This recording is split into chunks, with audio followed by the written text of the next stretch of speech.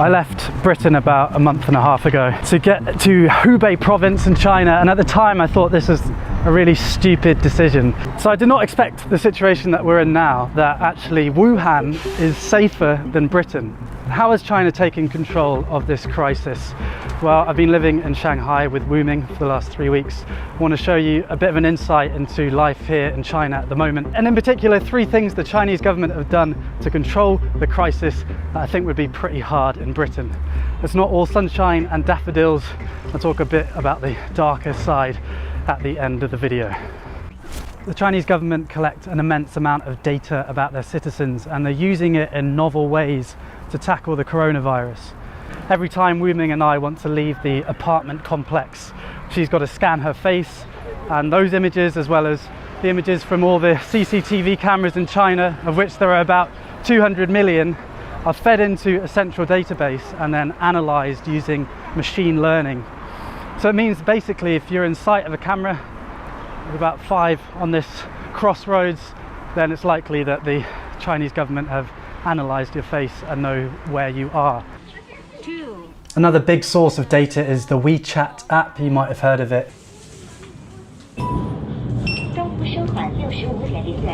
So that's WeChat. It's social media and your debit card all rolled into one super app, which is really convenient, but obviously also tracks.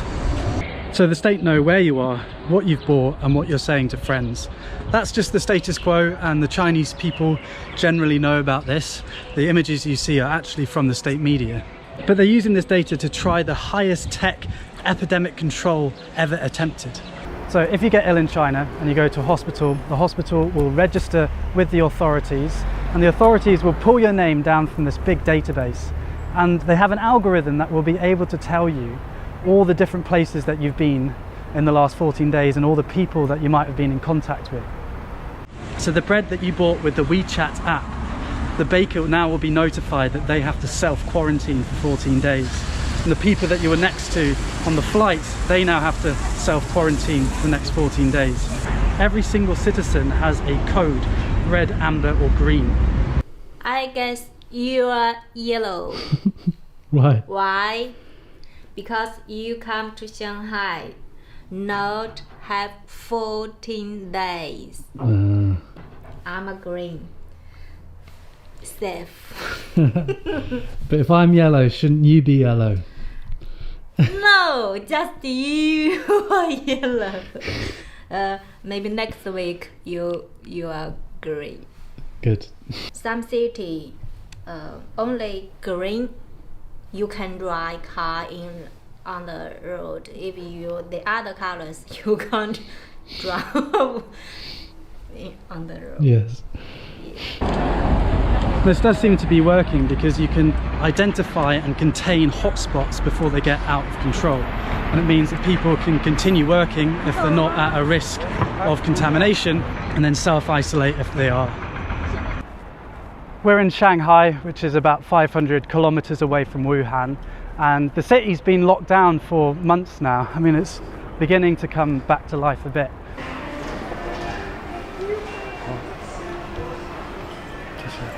Last time I was here, there was basically no one here, so it's good the city's beginning to open up a bit. But generally you're not allowed to eat in the restaurants, you're allowed to buy takeaway, but you're not allowed to sit down and eat. This is Wu Ming's Tai Chi studio. My name is Wu Ming. I'm a Tai Chi teacher. This is my Tai Chi school because virus, so we can't teach our student. I don't know when we can open the door and welcome my student. Maybe next, maybe month. So I'm wait. Somebody give me repeat. The crisis has been a massive cost to the Chinese economy. They've taken the hit early on and hoping to reopen now most of the country. Every single person that comes into China now has to self-quarantine for 2 weeks. So every day I had to fill in this grid with my temperature. I'm just doing it now. 35.7. I don't know if that's low or not, but it's not a fever. and any flight coming into the country is screened. We've been waiting in Shanghai airport for about 2 hours now. We'll get there eventually.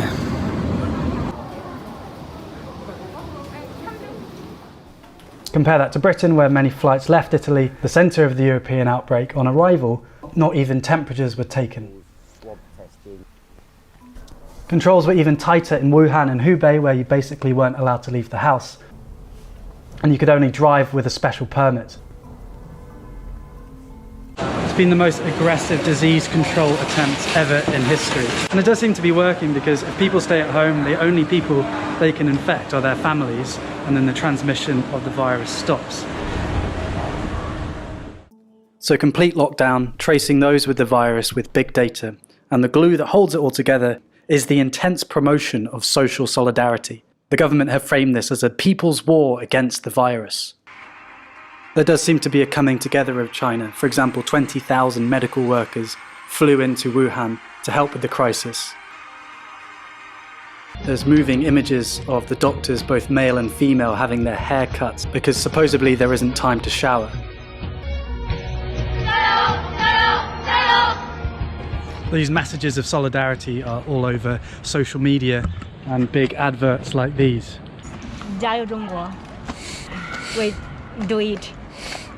Overcoming the epidemic requires collective action and personal sacrifice, like not panic buying and staying at home when you're told to. And the Chinese state has tools like these, screens in every public space, as well as controlling social media, and that has meant that the Chinese populace has complied with the requirements to control the virus, and not only comply but feel proud about it, at least on the whole. Comparing these bold actions of the Chinese state against Britain's response, which has been wash your hands, it could make Western democracies look impotent, and that's certainly the narrative that the Chinese media are pushing. But as you've probably thought to yourself watching this video, there are downsides to these policies. I'm not going to talk about them. I'm in China to share their ancient philosophy and Tai Chi and all these wonderful things about China, and I don't want to risk anyone around me.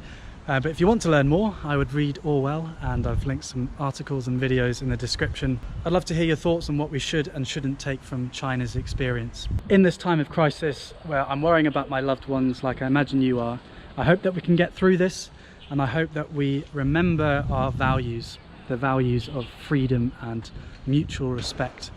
Historically and today, these aren't the norm, and so they're precious.